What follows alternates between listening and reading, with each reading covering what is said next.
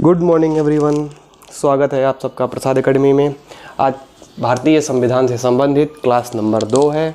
इसमें आज हम देखते हैं भारतीय संविधान के जो भाग हैं, 22 भाग हैं, उन भागों में किन किन भागों में किन किन अनुच्छेदों को शामिल किया गया है, उनसे क्या तात्पर्य है, वो अनुच्छेद हमें क्या समझाते हैं, क्या बताते हैं, हमें क्या ज्ञान देते हैं और वो अनुच्छेद हमारे लिए किस तरह लागू होते हैं। तो भारतीय संविधान के कितने भाग हैं?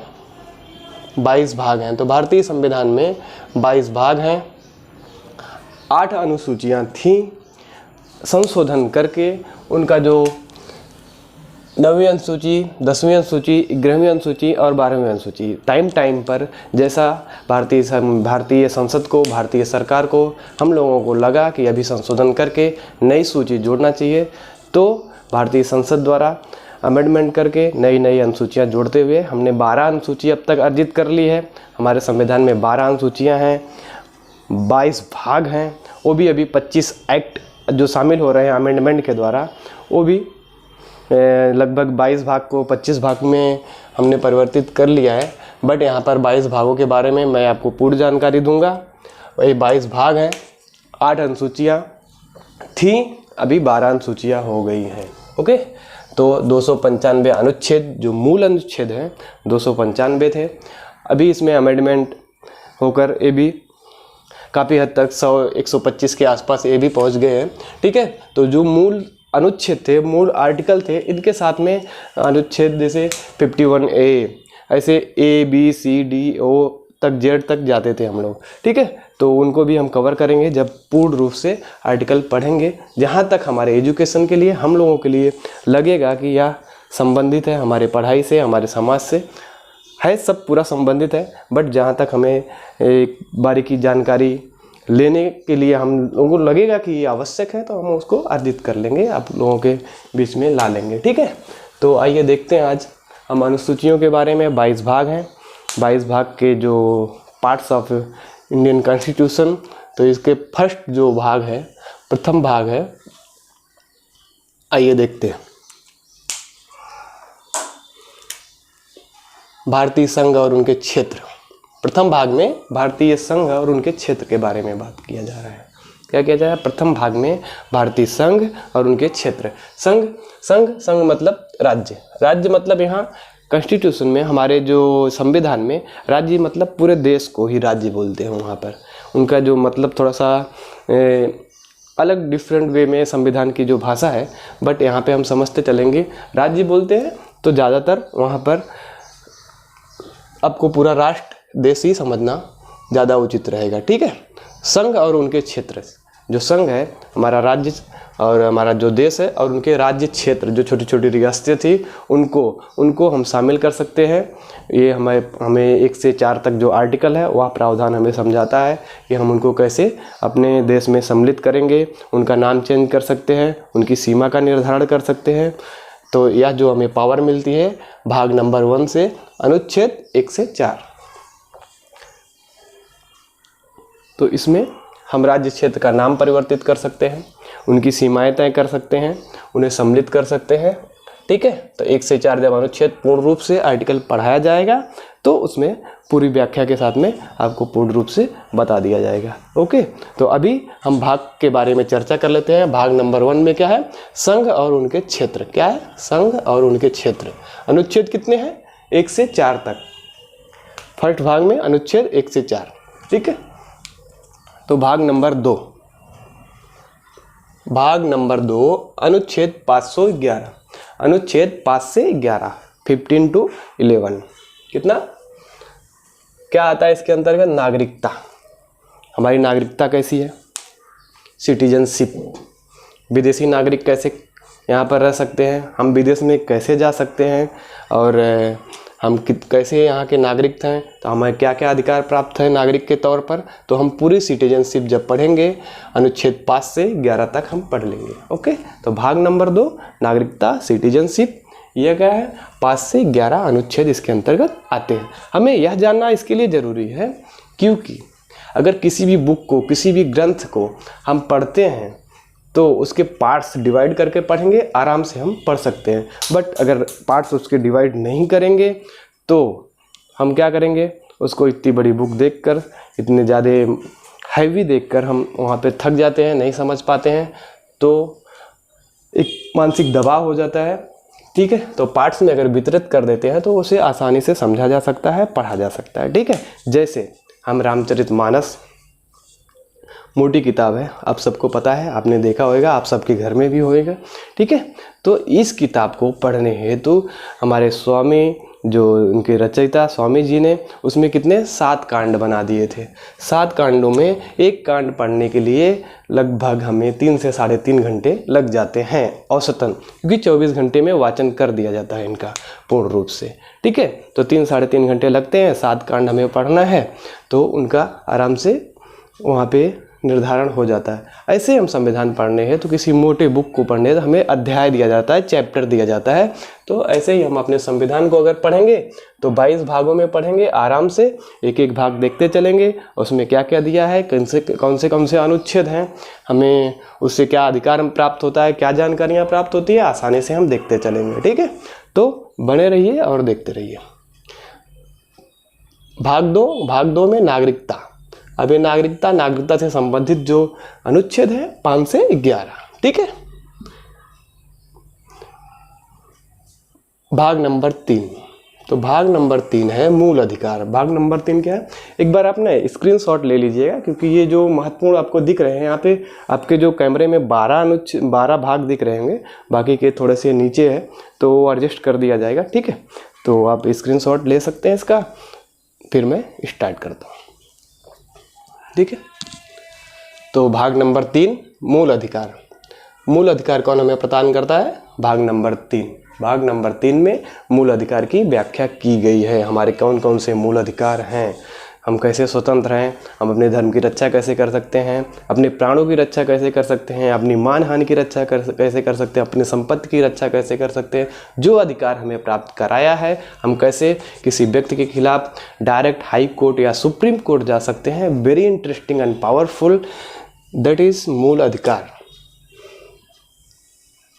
अनुच्छेद 12 से लेकर 35 तक, अनुच्छेद 12 से लेकर 35 तक हमारे मूल अधिकार प्राप्त हैं हमें। ठीक है, या हम पढ़ेंगे मूल अधिकार में भाग नंबर 3 में।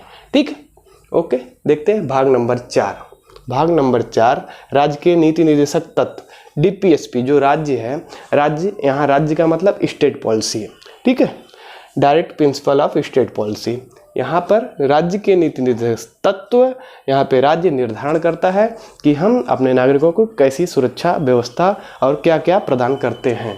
ठीक है, तो डीपीएसपी आती है कितना, अनुच्छेद 36 से लेके 51 तक, अनुच्छेद 36 से लेके 51 तक, भाग नंबर 4। तो ये हो गया भाग नंबर 4, राज्य के निर्देशक तत्व, डीपीएसपी, अनुच्छेद 36 से 51। ओके, तो इतना ध्यान रखना। कभी पूछ देता है भाग नंबर 4 में क्या है, तो भाग नंबर 4 में डीपीएसपी है। भाग नंबर 4A में क्या है, तो भाग नंबर 4A में मूल कर्तव्य है। क्या है, भाग नंबर 4 में हमारा मूल कर्तव्य है, अनुच्छेद 51A, आर्टिकल 51A। याद रखने की वेरी वेरी इंपॉर्टेंट है, यह पूछा जाता है, ट्रेंड में है, क्वेश्चन से यहाँ से बनते हैं। ठीक है, तो भाग नंबर 4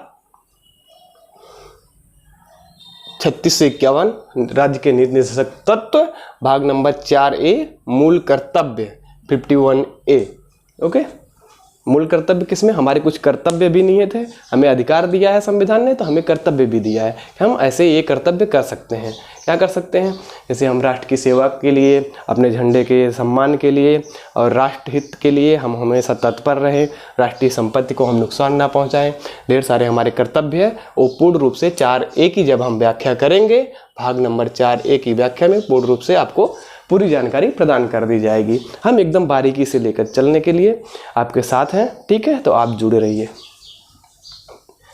क्योंकि वेरी इंपॉर्टेंट है क्वेश्चन के दृष्टि से। आप अगर हमारे देश के नागरिक हैं तो हमें यह जानकारी ले लेना बहुत अति आवश्यक है। बारीकी जानकारी है, वेरी इंटरेस्टिंग है और बहुत ही महत्वपूर्ण भी है कि हम अपने देश के कानून के बारे में, देश के संविधान के बारे में जानकारी प्राप्त करते रहें और नई नई जानकारियाँ आपको हम लाते रहेंगे, प्रदान करते रहेंगे। जो हमारे संविधान द्वारा प्रदत्त है, हमें दिया गया है, ओके, ठीक है। देखते हैं भाग नंबर 5। भाग नंबर 5 में संघ के बारे में बात की गई है। अनुच्छेद 52 से 151 तक, अनुच्छेद 52 से 151 तक हमारे संघ, जो भारतीय संघ में जिसको हमने शामिल किया, उनके बारे में पूर्ण रूप से जो व्याख्या की गई है। अनुच्छेद हमारा 52 से लेके 151 तक संघ के बारे में पूरी जानकारी दी गई है। कैसी इनकी संघ रहेगा, कैसा वहाँ पे राष्ट्रपति बनेगा, या राष्ट्रपति का चुनाव कैसे होएगा, न्यायपालिका जो उनकी व्यवस्थाएं होती हैं, कार्यपालिका कैसे चलेगी। तो पूर्ण रूप से संसद और राज्यसभा सबकी व्याख्या किसमें दी गई है, भाग नंबर 5 में। बहुत ही इंटरेस्टिंग है और बहुत ही इम्पोर्टेंट भी है। तो भाग नंबर 5 भी हम देखेंगे अच्छे से, ठीक है। यहाँ पे एक शॉर्ट रूप में आपको जानकारी प्रदान की जाए। भाग नंबर 5 में क्या है, संघ के बारे में जानकारी है, हमारे देश के बारे में जानकारी है, कैसे यहाँ की राज्य व्यवस्था चलेगी। अनुच्छेद कितना है, 52 से 51 के तहत, ठीक है। अभी देख लेते हैं भाग नंबर 6, ठीक है। समझ में आ रहा है? हाँ, तो देखते रहिए। भाग नंबर 6 है राज्य। राज्य क्या, 152 से 237 तक, 152 से 237 तक के जो आर्टिकल है उसमें हम क्या देखेंगे, राज्य के बारे में। राज्य, स्टेट पॉलिसी। स्टेट पॉलिसी तो डीपीएसपी में आ जाएगा, बट यहाँ पे राज्य के जो कानून, मंत्रिमंडल या विधायी प्रक्रिया जो होती है, यहाँ हम क्या देखेंगे, भाग नंबर 6 में। ओके, तो विस्तृत रूप से यहाँ पर देख लेंगे। अनुच्छेद कितना है, 151 से 237 के बीच में। भाग नंबर 6 राज्य। भाग नंबर 7 इनका विषय क्या है, भाग नंबर 7 में विषय है संविधान का 7वां संशोधन, अधिनियम 1956 में, अधिनियम जो 1956 में अमेंडमेंट हुआ था, 7वां संशोधन हुआ था, उसके तहत अनुच्छेद 238 हम पढ़ेंगे भाग नंबर 7 में। 7वां संविधान संशोधन जब हुआ था, अमेंडमेंट जब हुआ था, उसके बारे में पूर्ण रूप से जानकारी इसमें 238 आर्टिकल में दिया गया है, ठीक है। भाग नंबर 8, तो भाग नंबर 8 में हम क्या देखेंगे, भाग नंबर 8 में हम देखते हैं संघ राज्य क्षेत्र। क्या देखेंगे, संघ का राज्य क्षेत्र, संघ और उसके जो राज्य क्षेत्र है उसके बारे में पूर्ण जानकारी प्राप्त होगी किसमें, भाग नंबर 8 में। ओके, तो भाग नंबर 8 यहाँ से 239 239 से लेकर 242 239 से लेकर 242 239 से 242 तक के जो अनुच्छेद आएंगे उसके अंतर्गत आएंगे, संघ और राज्य क्षेत्र के अंतर्गत आएंगे, ठीक है। तो भाग नंबर 9 में देखते हैं, वेरी इंटरेस्टिंग है। और पंचायत, जो हमारे देश का पूर्ण रूप से विकास हुआ है पंचायतों के तहत, कोने कोने का विकास हुआ है पंचायतों के तहत। हमारे संविधान प्रदत्त संविधान की जो सभा बैठी थी, पंचायती राज सभा, गांधी जी के एकदम लोकप्रिय और फेवरेट यहाँ पर यह पंचायत का जो क्षेत्र था। तो भाग नंबर 9 में हम देखेंगे 243 से 230 तक के जो संविधान के हमारे आर्टिकल आएंगे, 243 से 230 तक के जो आर्टिकल आएंगे पंचायत के तहत आएंगे, भाग नंबर 9 में आएंगे। ओके, ठीक है, देखते रहिए। तो भाग नंबर 10 में हम क्या देखें, अनुसूचित जनजातीय क्षेत्र। जो अनुसूचित जनजातीय क्षेत्र है किसमें देखेंगे, भाग नंबर 9 में अनुसूचित जनजातीय क्षेत्र। यह किसके तहत आएगा, आर्टिकल 144 से 144 ए के तहत, 244 ए के तहत यहाँ पर आ गए, 244 ए के तहत, ठीक है।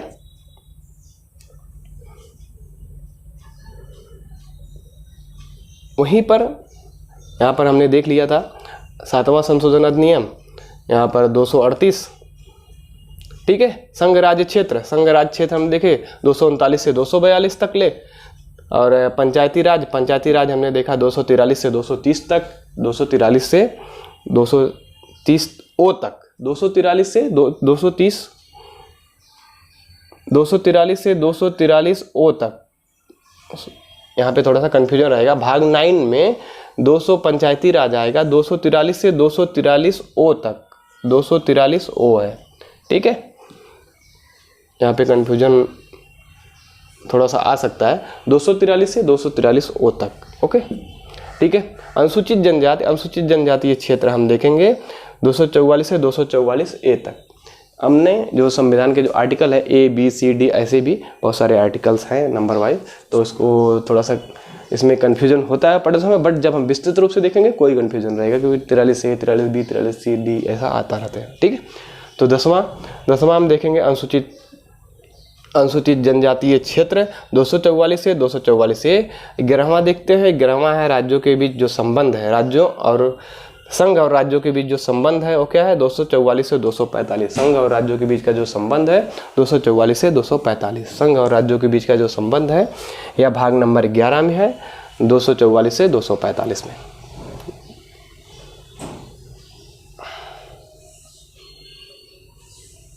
संघ और राज्यों के बीच का जो संबंध है 244 से 245 से 263 के बीच। ठीक है, 245 से 263 के बीच संघ और राज्यों के बीच का जो संबंध है 245 से 263 के बीच आएगा। ठीक है, भाग नंबर 12 वित्तीय संपत्ति संविदाएं और वाद। वित्तीय संपत्ति संविदाएं और वाद, वित्त संपत्ति संविदाएं और वाद हम क्या देखेंगे, भाग नंबर 12 में देखेंगे। 264 से 300A तक, 264 से 300A तक हम देखेंगे वित्त संविदाएं और वाद। वित्त संपत्ति, वित्त क्या होता है, पैसा, संपत्ति जो हमारे घर और गाड़ी, वाहन या संपत्ति होते हैं, और वाद उसके बाद में जो वाद है, विवाद है, वो सब हम देख लेंगे इसमें। ठीक है, तो हम कैमरे को थोड़ा सा और नीचे लेंगे, डाउन करते हैं, क्या करेंगे, अब यहाँ पर से हम आएंगे, कितना हमारा पूरा भाग दिखना चाहिए। ठीक है, तो ओके, देखते, दिख रहा होगा आई थिंक विजुअल। ओके, भाग नंबर 13, भाग नंबर 13 में हम देखेंगे राज्य के क्षेत्र और व्यापार वाणिज्य समागम।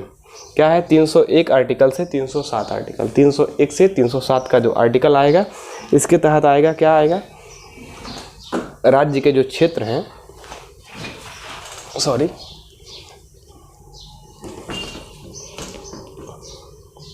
भाग नंबर 13 आएगा भारत के राज्य क्षेत्र व्यापार वाणिज्य समागम, अनुच्छेद 301 से 307। दिख रहा है, हाँ तो देखते रहिए। ठीक है,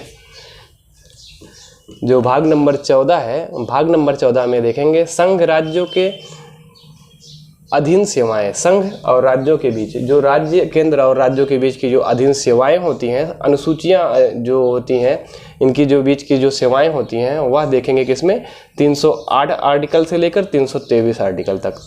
308 से 323 आर्टिकल के बीच हम देखेंगे संघ और राज्य के बीच की जो सेवाएं हैं भाग नंबर 14 में। भाग नंबर 14A में देखेंगे अधिकरण के रूप में, 323A से 323B के रूप में। ठीक है, तो भाग नंबर 15 में हम देखेंगे निर्वाचन, बहुत ही महत्वपूर्ण है निर्वाचन। भाग नंबर 15 में हम देखेंगे निर्वाचन। ठीक है, निर्वाचन में 324 से लेकर 329A तक के जो कानून है वह निर्वाचन से संबंधित है, कि निर्वाचन आयोग कैसे बैठेगा, उसका गठन कैसे होएगा, कौन से व्यक्ति होंगे, उनकी कितने कार्यकाल होंगे, उनकी परिपूर्ण जो अधिकार कितना प्राप्त है, वो किस रूप में काम करेंगे। ठीक है, तो पूर्ण रूप से हम 15 वाले भाग में देखेंगे। भाग 15 में देखेंगे निर्वाचन से संबंधित 324 से 329A के तहत। ठीक है, तो भाग नंबर हम 16 में देखेंगे कुछ वर्गों के लिए विशेष उपबंध संबंध, कुछ वर्गों के लिए विशेष उपबंध और संबंध, अनुच्छेद 330 से 342 के बीच, अनुच्छेद 330 से 342 के बीच हम देखेंगे भाग नंबर 16 कुछ वर्गों के लिए विशेष उपबंध और संबंध। ठीक है, तो भाग नंबर 17 में देखेंगे राजभाषा, क्या देखेंगे, राज की भाषा। भाग नंबर 17 में हम देखेंगे राज की भाषा। ठीक है, भाग 17 में देखेंगे राज की भाषा। 343 से 351। ठीक है, 351 तक हम देखेंगे राजभाषा। भाग 18 में देखेंगे आपात उपबंध, जो आपातकाल राष्ट्रपति द्वारा लगाया जाता है। राष्ट्रपति हमारे कभी भी आपातकाल की घोषणा करते हैं, कब करते हैं, जब अंदर हमारे देश में कोई सरकार चलाने से विफल हो जाती है, नहीं चला सकती, उसमें सशस्त्र विद्रोह होते हैं, तो किसी राज्य क्षेत्र में या पूरे देश में भी राष्ट्रपति के पास हमारे एक आपातकालीन उपबंध लगाने का जो भाग 18 में उन्हें प्राप्त है, शक्ति प्राप्त है हमारे राष्ट्रपति को, 352 से 360 तक है।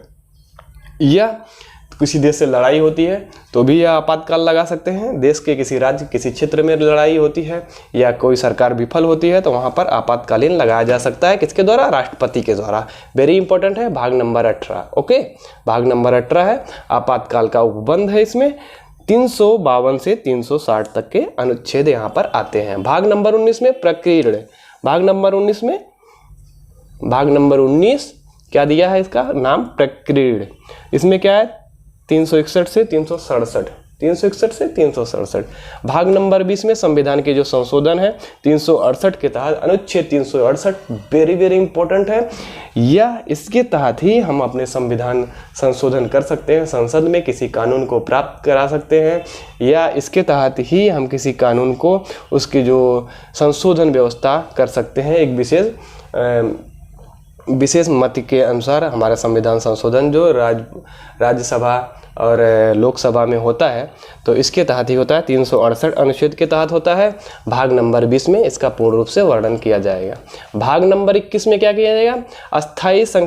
अस्थायी संकरणकालीन विशेष उपबंध।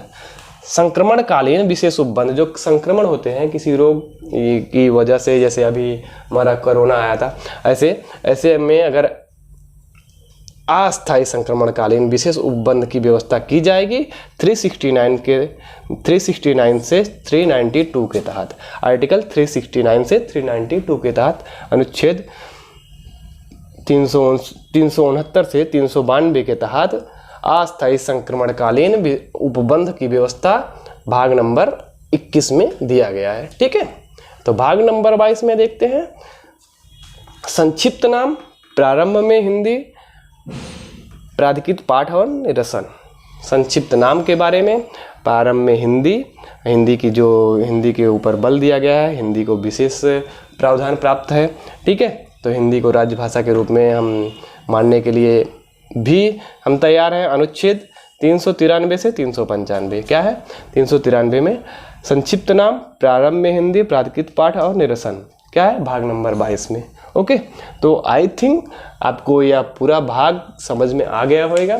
ठीक है, तो एक बार थोड़ा सा फटाफट रिवीजन कर लेते हैं, क्योंकि अगर कहीं भी कुछ समझ में नहीं आया रहेगा, कुछ भी कन्फ्यूजन रहेगा तो फटाफट एक बार रिवीजन हो जाएगी। ठीक है, ओके, तो देख लेते हैं। कैमरा थोड़ा एडजस्ट करना पड़ेगा हमको क्लास में। ओके,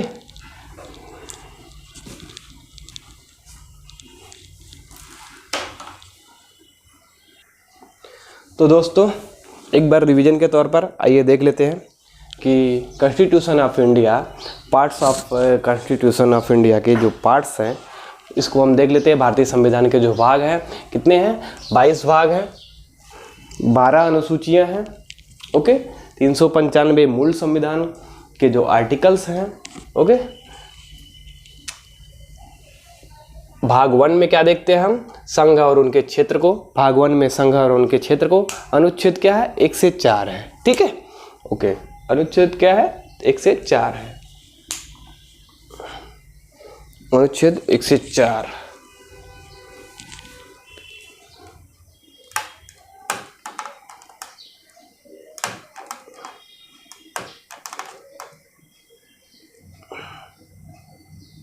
ओके,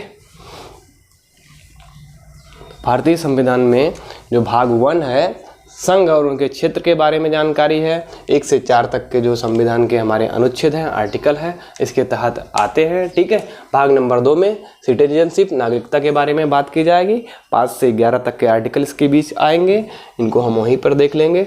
ठीक है, तो भाग नंबर 3 मूल अधिकार। मूल अधिकार हमें प्राप्त है किसमें? भाग नंबर 3 में प्राप्त है। ओके, तो इसमें 12 से 35 तक के आर्टिकल्स आएंगे।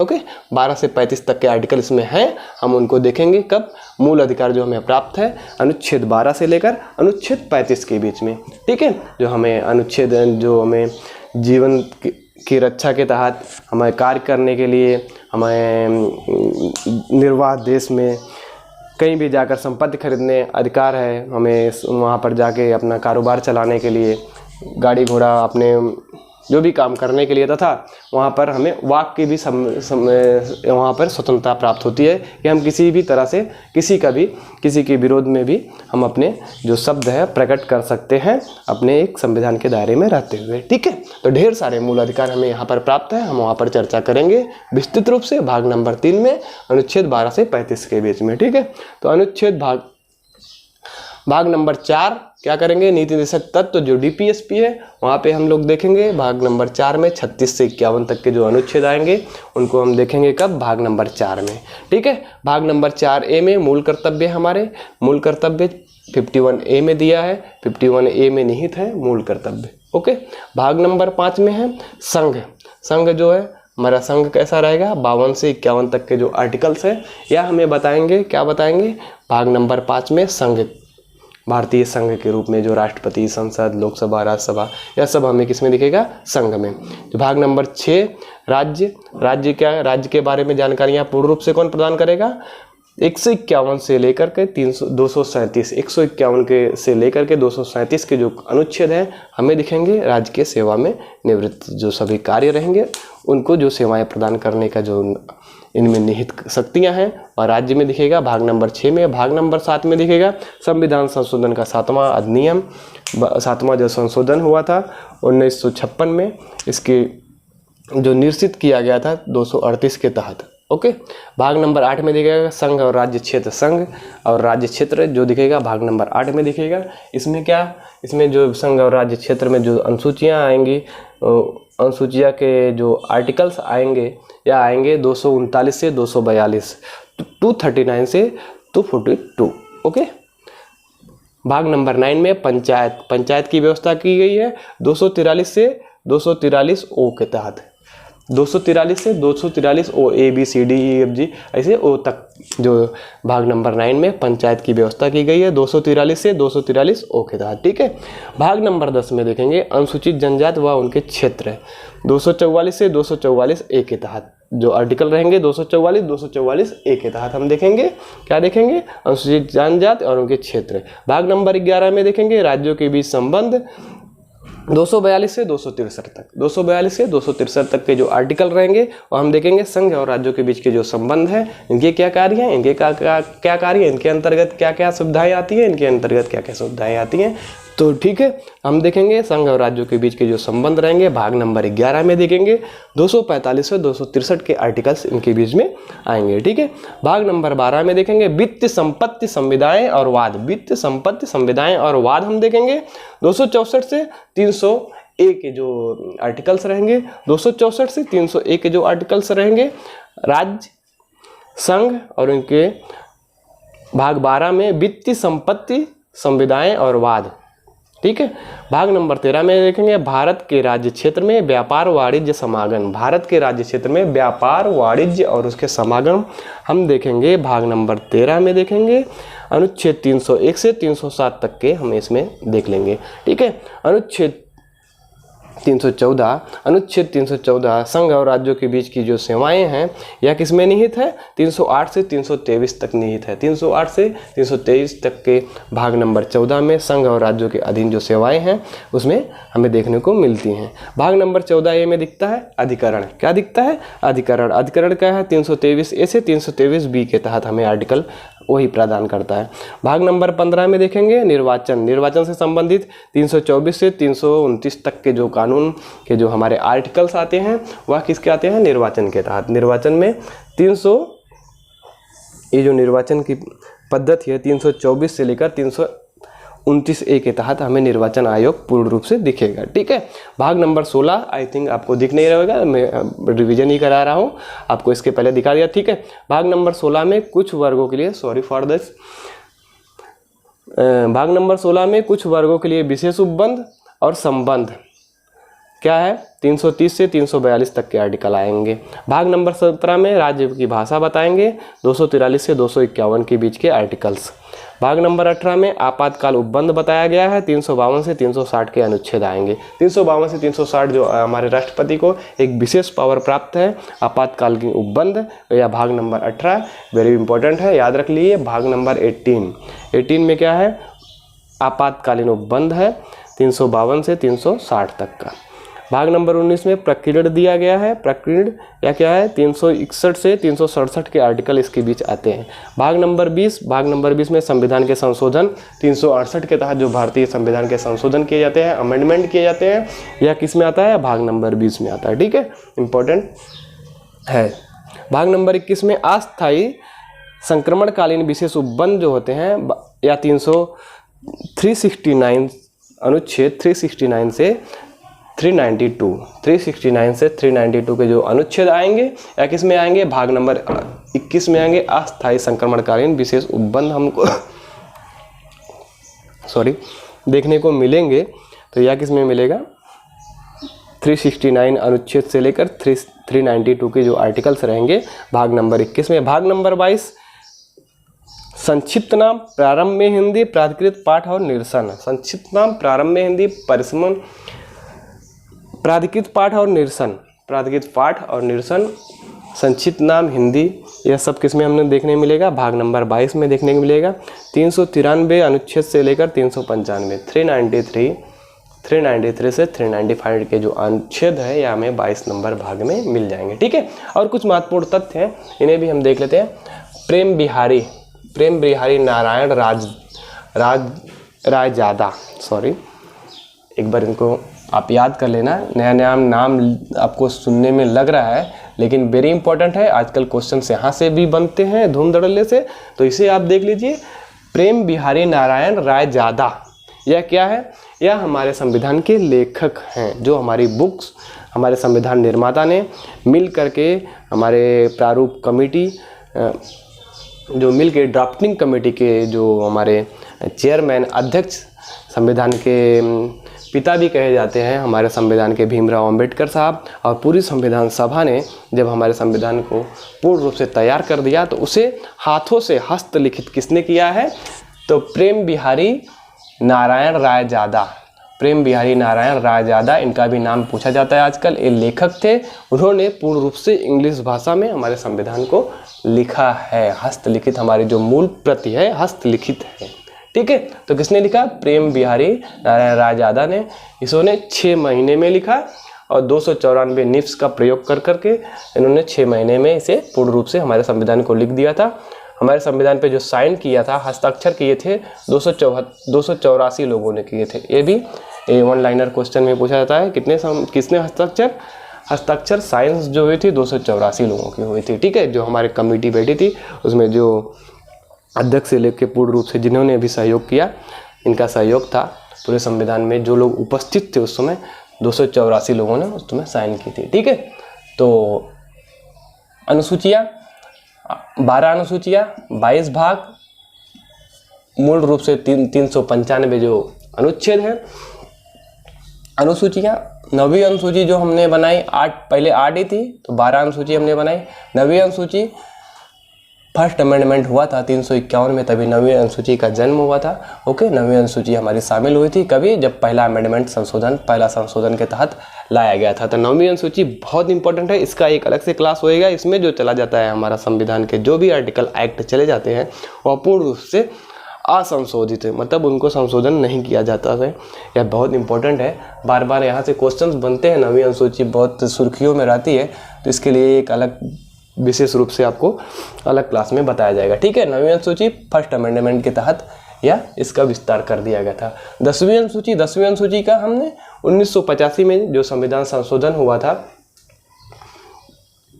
52वां संविधान संशोधन 1985 में जब हुआ था तब हमने 10वीं अनुसूची प्राप्त कर ली थी। 11वीं अनुसूची 73वां संविधान संशोधन हुआ था 1992 में, तब हमने 10वीं अनुसूची प्राप्त की थी। वहीं 1992 में फिर 74वां संविधान संशोधन प्राप्त हुआ, तभी हमने 12वीं अनुसूची भी बना डाली।